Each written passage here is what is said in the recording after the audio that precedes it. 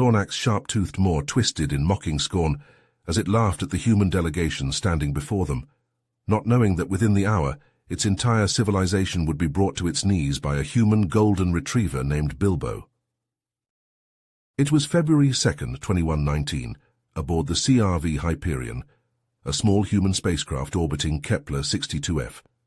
Veteran space explorer Charles Ross stood before a group of wide-eyed Andorian cadets, the ridges on their blue-skinned foreheads furrowed in rapt attention as Ross began his tale.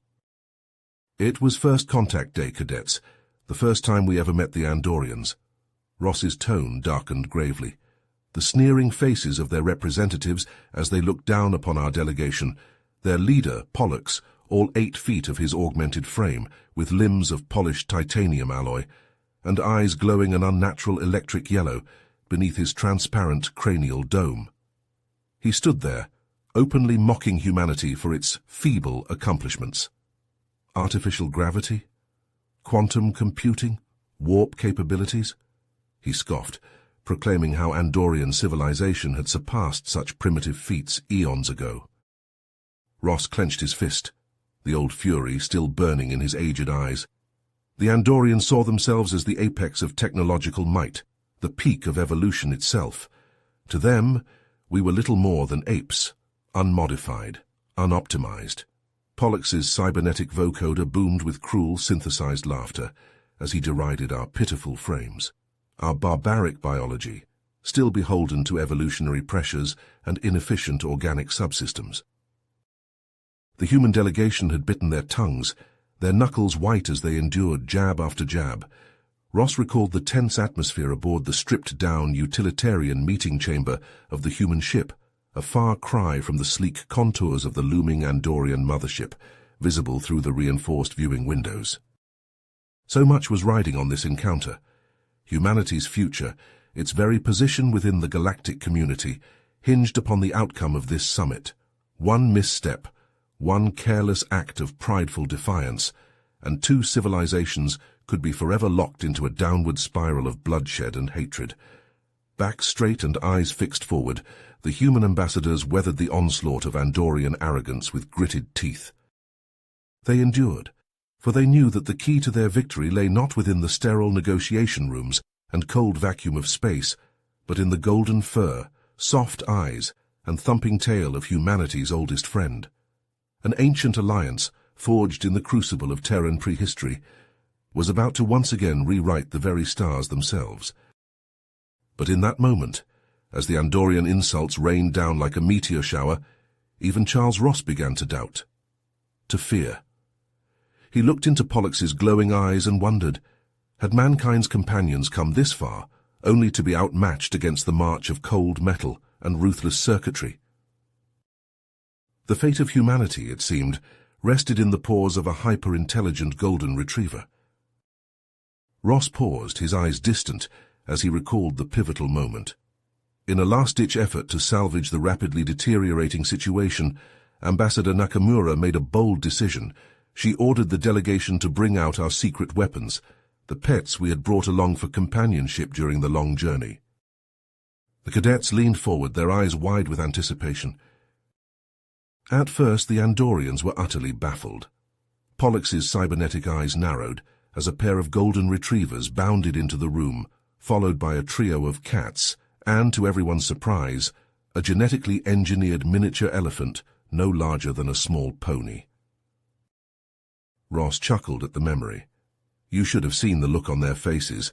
Pollux's advisors recoiled as if we had just unleashed a swarm of venomous insects. They couldn't comprehend why we would willingly associate with what they saw as inferior life forms. He shook his head, a hint of pride in his voice. But then something remarkable happened.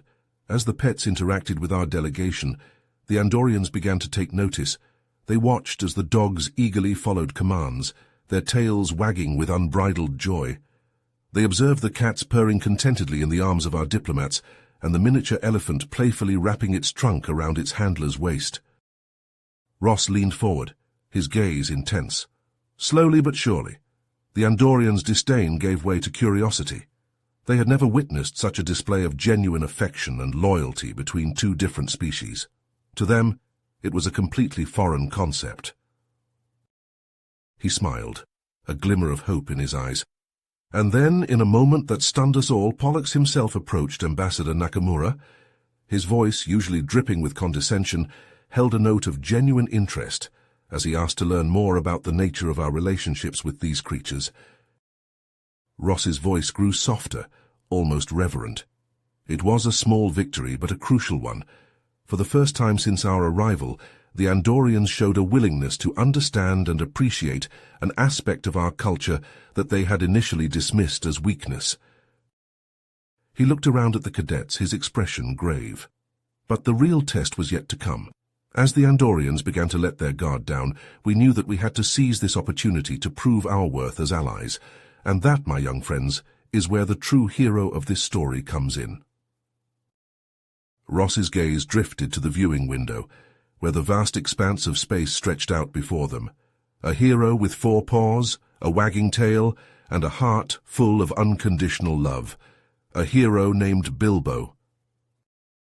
Ross paused, letting the weight of his words sink in. The cadets listened with rapt attention as he continued his tale. Sensing an opportunity to further demonstrate the capabilities of our animal companions, the human delegation proposed a series of challenges to showcase their skills and intelligence. To our surprise, the Andorians agreed, their curiosity piqued by this unexpected turn of events. He leaned forward, his eyes sparkling with excitement. The first challenge involved our dogs. We set up an obstacle course and tasked them with navigating through it and retrieving specific objects based on verbal commands from their handlers. The Andorians watched, skeptical at first, as the dogs took their positions. Ross's voice grew animated as he recounted the event. But then, as soon as the challenge began, their doubt turned to astonishment. The dogs leaped over hurdles, weaved through tunnels, and climbed ramps with incredible agility. They followed each command flawlessly, retrieving the designated objects and returning them to their handlers with tails wagging proudly. He chuckled, remembering the Andorians' reactions. Pollux's advisors couldn't believe their eyes. They had never seen such obedience and problem-solving skills from creatures they had dismissed as inferior. Ross shifted in his seat, his gaze drifting to the cats lounging nearby. Next, it was our feline friends' turn to shine. We presented them with a series of increasingly complex puzzle boxes, each containing a hidden treat. The Andorians watched, fascinated, as the cats methodically explored each box, using their paws and keen senses to unlock the mechanisms. He smiled fondly at the memory. The cats demonstrated remarkable patience and cognitive abilities as they worked through the puzzles. They never grew frustrated or gave up, instead approaching each challenge with a calm determination that left the Andorians in awe. Ross's voice softened as he turned his attention to the miniature elephant standing quietly in the corner. But perhaps the most stunning display came from our smallest companion. We had brought along a genetically engineered miniature elephant, no larger than a small pony with a talent for painting. He gestured towards a vibrant canvas hanging on the wall. Under the guidance of its handler, the elephant used its trunk to create an intricate picture, each brushstroke deliberate and precise. The resulting artwork was a testament to the deep bond and understanding between the elephant and its human companion. Ross leaned back, his eyes distant as he recalled the Andorians' reaction. As the challenges concluded, we could see a visible shift in their attitude. Pollux himself approached us, his cybernetic eyes widened in what could only be described as amazement. He openly acknowledged that they had severely underestimated the potential for meaningful connections between humans and other species. He looked around at the cadets, his voice filled with a quiet triumph. That moment marked a turning point in our negotiations. The Andorians began to view humanity in a new light, recognizing that their initial judgment had been premature. It was a small victory, but a crucial one that paved the way for a more open and respectful dialogue between our two civilizations. Ross fell silent, allowing the weight of his words to settle upon the room. The cadets exchanged glances, their minds buzzing with the implications of this revelation. Ross paused, his eyes twinkling with a hint of excitement as he revealed the next unexpected turn in the story. The Andorians, now thoroughly captivated by the concept of pets, made a surprising request.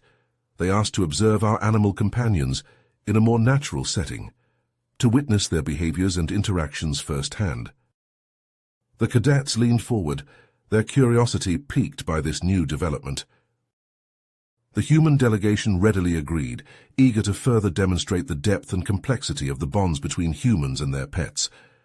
We led a select group of Andorians, including Pollux himself, to a specially designed habitat on our ship, one that meticulously mimicked the diverse ecosystems of Earth. Ross's voice grew animated as he described the scene. As we entered the habitat, the Andorians' eyes widened in astonishment. Before them stretched an expansive artificial landscape, complete with lush grasslands, dense forests, and even a small stream winding through the terrain. He gestured with his hands, painting a vivid picture for his audience. The dogs bounded across the grasslands, their fur gleaming under the simulated sunlight as they playfully chased each other, tails wagging with unbridled joy. The cats, meanwhile, lounged on the branches of the artificial trees, their lithe forms stretched out in contentment as they surveyed their surroundings with regal grace. Ross's gaze drifted to the miniature elephant, a fond smile playing on his lips. And then there was our little elephant friend. It trundled through the habitat, its trunk deftly gathering food and manipulating objects in its enclosure. The Andorians watched, mesmerized, as the elephant demonstrated a level of dexterity and intelligence that they had never before associated with a non-sentient creature. He leaned back, his voice filled with a mix of pride and wonder. For hours, Pollux and his advisors explored the habitat, their initial skepticism giving way to genuine fascination. They observed the animals closely, taking note of their unique characteristics and the way they interacted with each other and their environment. Ross chuckled softly. The questions came in a steady stream.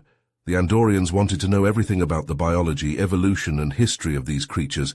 They asked about the process of domestication, how humans had forged such deep bonds with other species over the course of our history. He shook his head, a touch of awe in his voice. And our delegation, thrilled by their genuine interest, happily shared our knowledge. We told them stories of the vital roles pets had played in human society, from the early days of our species' evolution to the present day.